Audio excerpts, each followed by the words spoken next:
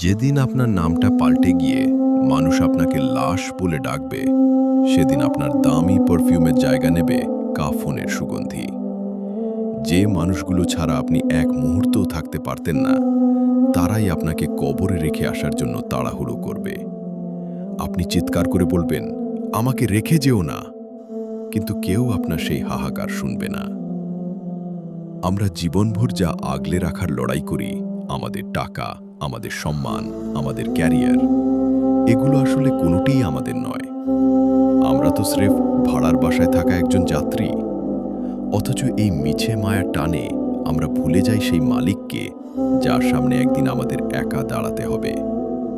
আমরা ভাবি আরও তো সময় আছে, অথচ আমাদের মৃত্যুর ফেরেশতা আজকেও হয়তো আপনার দরজায় এসে মুচকি হেসে গেছে।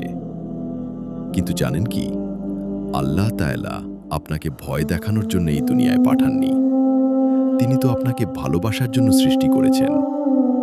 আপনি হাজারো ভুল করে যখন ফিরে আসেন, তিনি ফেরেশতাদের ডেকে বলেন, দেখো, আমার বান্দা সব ছেড়ে আবার আমার কাছেই ফিরে এসেছে। আপনার পাহাড় সমান পাপ্যকে ক্ষমা করতে আল্লাহর এক মুহূর্তও সময় লাগে না। শুধু একবার মন থেকে খাস দিলে তওবা করে বলুন, আল্লাহ, আমি ফিরে এসেছি আপনার দরবারে। আল্লাহ আমাদের সবাইকে তার প্রিয় বান্দা হিসেবে কবুল করুন। আমিন।